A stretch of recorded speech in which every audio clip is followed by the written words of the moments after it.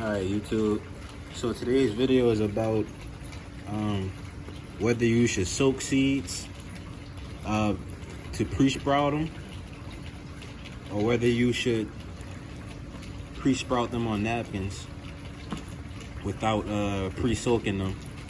So I've been trying to find many time-saving, convenient methods for seed starting to get the season going strong early on. So here I have the Lesia pepper variety, and you can see a pepper sprout right here. So I've come to the conclusion that varieties should be started on napkins only if they take a certain amount of time to actually sprout, like peppers do. Like peppers are notorious for at least taking 2 weeks to a month to sprout, which was the case with this Lesia pepper. Now this is a sweet pepper, but it germinated way after many of my hot peppers. So I put this one on napkins, and that was the result of that. And now in these cups here, in these 4 cups, I have 4 varieties of basil, starting from the left and going to the right. This is African Nunum basil. This is a new variety. That's from Africa. A Cocoa Mesa basil. This is another African variety. Right here I have Chinese sweet basil. And then down here I have Persian basil. Let's see if we can take a look into this cup and let's see if the camera can catch the roots. So you should see a white tip. Yeah, you can see it. If you see that white tip floating in there, that's a root, or roots from the Chinese sweet basil variety. So these have been soaking for nearly 72 hours.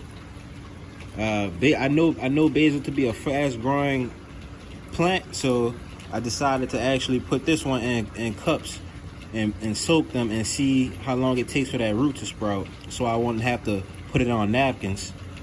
So all of my varieties that are slow growing will go on napkins. Even my watermelons, because they take much longer to sprout than these basils do.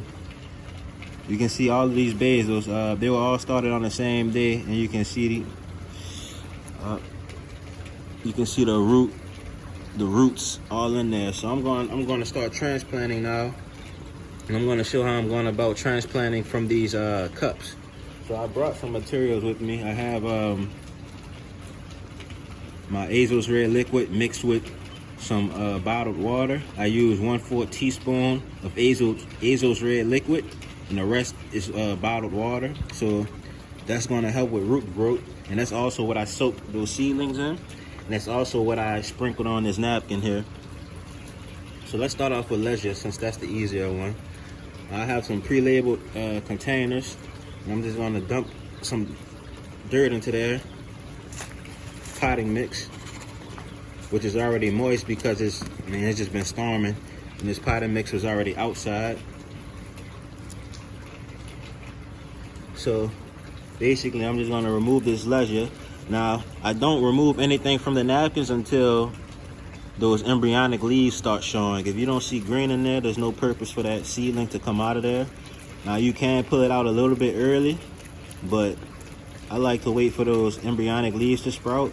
And I find that it's best to do it after the embryonic leaves sprout and before the true leaves sprout. So you want to catch it much before those true leaves start to show.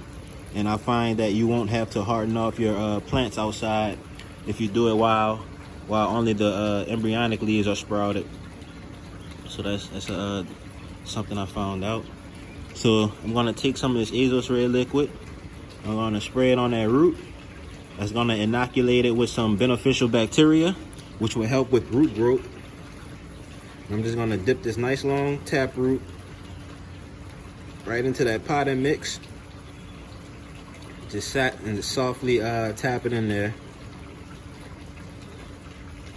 No need to pack it in there, because the watering will take care of that. Just you want to softly pack it in without disturbing the root.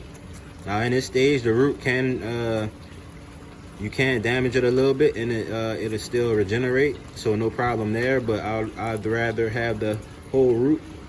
And I'm gonna take this Azos red liquid and I'm just gonna settle that soil around this pepper transplant. And that's also gonna inoculate that planting mix with the Azospirillum brasilens bacteria. So once those roots spread, they'll continue becoming inoculated. So that's a transplanted leisure pepper, leisure sweet pepper. All right, now I'm gonna work on these basils. So for these basils, I wanna have each variety, I wanna have 8 containers. So I have one tray. I have one of these trays for each of these basil varieties. So it's quite simple. When you have them in these cups here, you can just take a little spoon, being careful not to damage any roots, any of those small miniature roots. You can just scoop some of those seedlings out, or you can pour them out. There we go.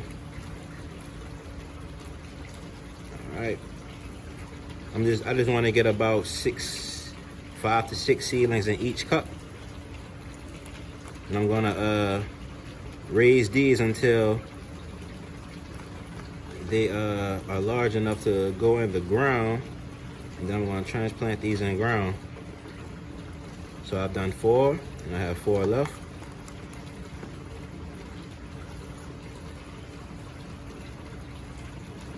And you can see roots in there. Basil can be planted very close. This is a variety that doesn't mind being packed close together. I'm just gonna pour those, and then I have some seed. I have some seed left in there, so I'm gonna use this squirt bottle to help encourage those seeds out of that soaking station.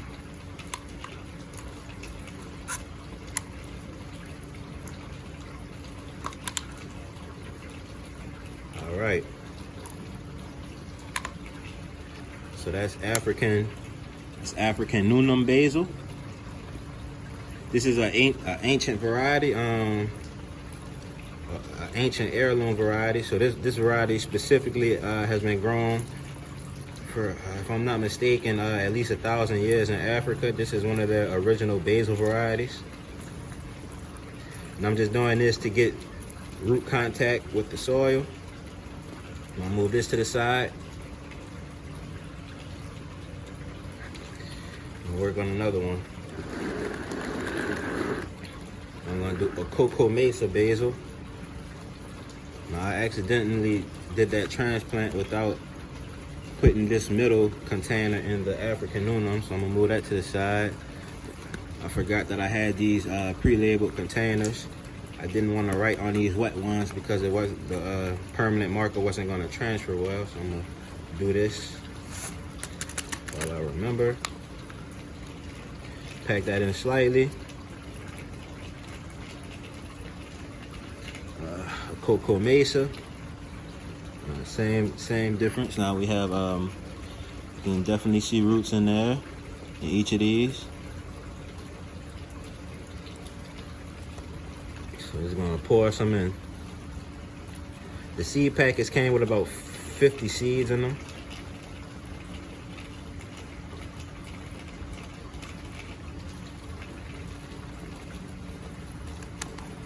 That was perfect. Just a couple of seeds left, okay. Perfect. That's a Cocoa Mesa. I can see some nice roots in here.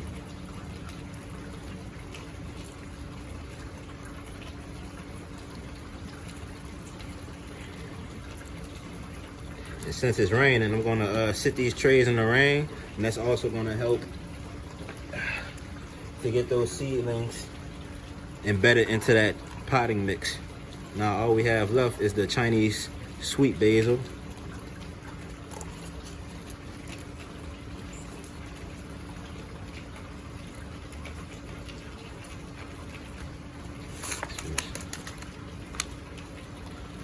You definitely want to pre-label your varieties. Now what I like to do is I like to write on containers, and I also label with the map what variety which is which. And that way it guarantees that I won't be confused.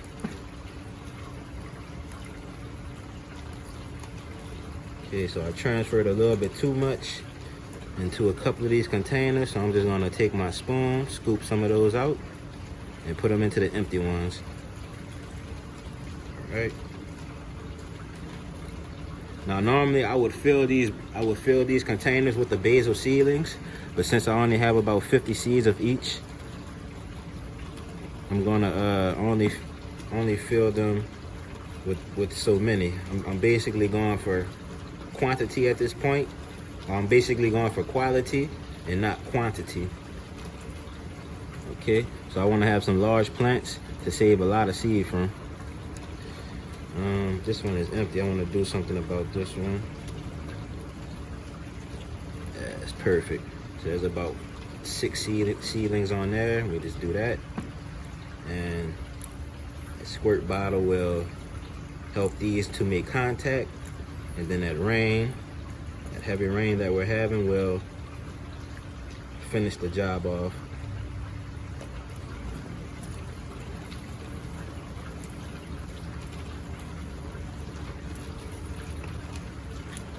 All right, y'all, so that's the transplant, nice and done.